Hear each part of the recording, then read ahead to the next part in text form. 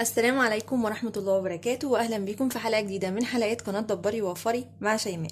النهاردة هنعمل مع بعض ميني بيتزا بطريقة سهلة جدا وبالسوسيس أو الهوت دوج. إن شاء الله تعجب ولادنا كتير جدا جدا لأنها بشكل جديد وبطريقة حلوة قوي هتعجبهم. المقادير اللي معايا بسيطة جدا، مقادير أي بيتزا بنعملها مع بعض، وهي عبارة عن 4 كوبايات من الدقيق. معايا طبعا ده لازم يكون دقيق مخبوزات عشان تبقى البيتزا بتاعتي جميله وحلوه، يعني تبقى العجينه بتاعتي اصلا حلوه، لازم يكون الدقيق كويس. خلاص. تاني حاجه بالنسبه بقى للحاجات اللي نحطها في الدقيق، معايا هنا معلقه كبيره من السكر ومعلقه كبيره من الخميره، ومعايا معلقتين كبار من اللبن البودره، ممكن تستغني عنه وتعجني بالحليب مفيش مشكله.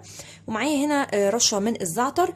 بحب احط في البيتزا الزعتر ده بيخلي طعمها حلو جدا، لو ما عندكيش خلاص مش لازم. ربع كوباية من الزيت، طبعا مية دافية عشان هنعجن بيها، واكيد طبعا رشة من الملح. وكمان هاخد معلقة كبيرة من الخل هنعجن بيها في العجينة. طبعا انتوا عارفين الخل ما اقدرش استغنى عنه لا في كيكات ولا في معجنات. خلاص، يلا بينا بقى نشوف هنعمل التركيبة دي كلها على بعضها ازاي. اولا هجيب الدقيق كده، الاربع كوبايات من الدقيق، يعني انا عاملاها النهارده بطريقه بسيطه جدا وسهله. هحط السكر مع الحليب البودر مع الزعتر كله هنا مع الخميره طبعا، واحط كمان هنا رشه من الملح، وتكون بعيده عن الخميره علشان الملح بيبطل مفعول الخميره. تمام. ومعايا كمان هنا ربع كوبايه من الزيت، شوف كله على بعضه اهو مفيش اي مشكله. ومعلقه كبيره من الخل، معلقه واحده بس كبيره مش بنجيبه بعدين. خلاص، هنعمل ايه بعد كده؟ معايا هنا الميه الدافيه، هبدا بقى اخلط كل ده مع بعضه كده. بسم الله الرحمن الرحيم. كل ده هيتخلط مع بعضه، ومعايا في ايدي الميه، هنعجن واحده واحده بالميه الدافيه لحد ما طبعا ما نحصل على عجين. تمام كده. بسم الله. عندي كده اهو الميه لازم تكون دافيه مش سخنه علشان ما تبوظليش العجين. اهو واحده واحده كده لحد ما ما اشوف العجينه تتجمع معايا. ده كده شكل العجينه بتاعتي خلاص بعد ما اتعجنت كويس قوي واتخدمت كويس جدا في العجين. لازم باكد على الحته دي، لازم تتخدم كويس قوي على الرخامه العجنه التمام اللي انتوا عارفينها، لحد ما تبقى معاكم بالطريقه اللي انتوا شايفينها دي. بصوا ناعمه ازاي، هي ناعمه جدا واهي وملساء كده وما بتلزقش خلاص في ايدي. تمام. اخدت مني كميه ميه قد ايه؟ اخدت مني كوبايه ميه. خلاص. طيب دلوقتي هغطيها بقى واسيبها تخمر. لحد ما تخمر بقى هنشوف هنعمل الحشوه بتاعتها عباره عن ايه. بالنسبه للحشوه بتاعه البيتزا او الميني بيتزا اللي هنعملها مع بعض النهارده، قلنا ان هي عباره عن هوت دوج. انا هستخدم فيها اساسي الهوت دوج. طبعا الهوت دوج كلكم عارفينه، اللي هو الاصابع بتاعه الهوت دوج دي انا قطعتها حتت صغيره كده، وهنشوف هنحطها ازاي في البيتزا. معايا طماطم برده مقطعاها حتت صغيره، فلفل رومي، جبنه موتزاريلا.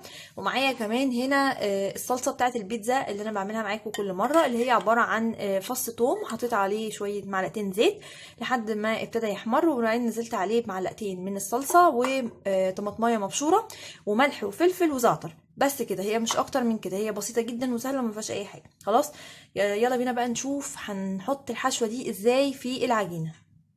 زي ما انتم شايفين خلاص ان العجينه بتاعتي بسم الله ما شاء الله خمرت اهي. تمام اهي. معايا هنا صينيه كمان فيها مع شويه من الدقيق، رشه من الدقيق كده، وهبدا بقى اخد من العجينه دي اعمل كور، بس مش هعملها كور كبيره قوي، يعني على قد البيتزا اللي انا عايزه اعملها، كور كده صغيره، واحطها على الدقيق اللي انا حاطاه ده. تمام اهو زي ما انتم شايفين كده، كور معقوله يعني. وهنا برضو نفس النظام، يعني خلاص الكميه كلها بقى بالطريقه دي عشان ما نضيعش وقتكم ونرجع مع بعض تاني. بعد ما خلاص كورتهم كده، انا معايا هنا الصاج بتاعي مدهون بدهنه من الزيت، وهبدا ارص فيها الكور دي كده، بس تكون متباعده عن بعضها شويه علشان اعرف اخد راحتي لما اجي اشكل. يعني نحط مثلا 3 كده كده، حلو جدا.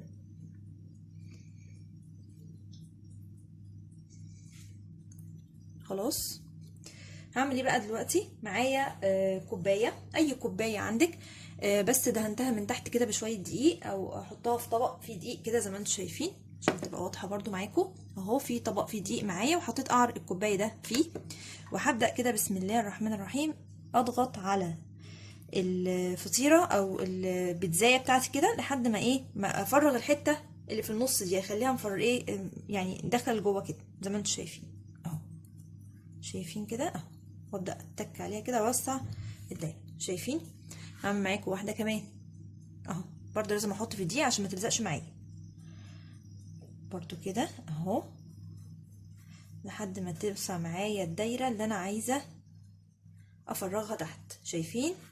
برضو اهي. هعمل بقى كله بالطريقه دي ونشوف بقى هنحشيها ازاي. بعد ما خلاص عملتهم بالكوبايه كلهم كده، معايا بقى الصلصه بتاعه البيتزا. هحط في كل واحده في قعرها كده الحته اللي احنا فرغناها دي معلقه كده من صلصه البيتزا دي. انتوا شايفين؟ تديها طعم حلو جدا اهو. لو حابه تحطي اي نوع صلصه، باربيكيو، اي حاجه من الحاجات دي مفيش مشكله لو انت مش عايزه صلصه البيتزا.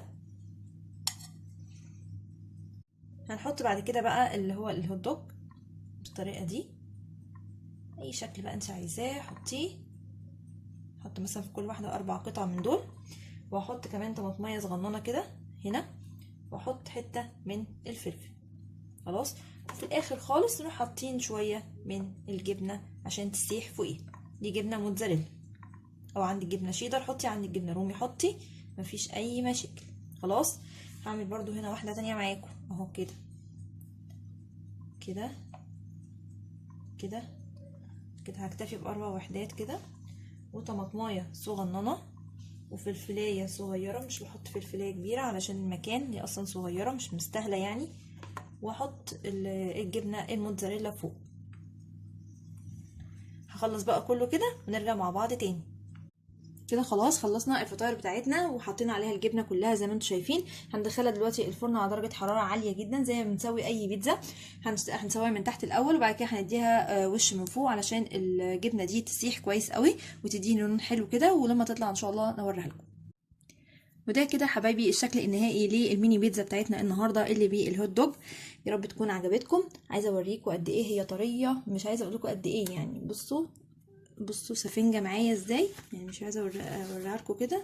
بصوا طريه جدا جدا، وهفتح لكم كمان واحده من جوه عشان تشوفوها قد ايه العجينه هشه هشه يعني بطريقه فظيعه وقطنيه جدا. شايفين اهو. يا رب تكون الفكره النهارده عجبتكم وتعجب ولادكم ان شاء الله. بس اوعوا تنسوا بقى تعملوا لايك وشير واشتراك للقناه، اوعوا تنسوا تفعلوا الجرس عشان يوصلكم كل الجديد من فيديوهاتي. اشوفكم في فيديو جديد. باي باي.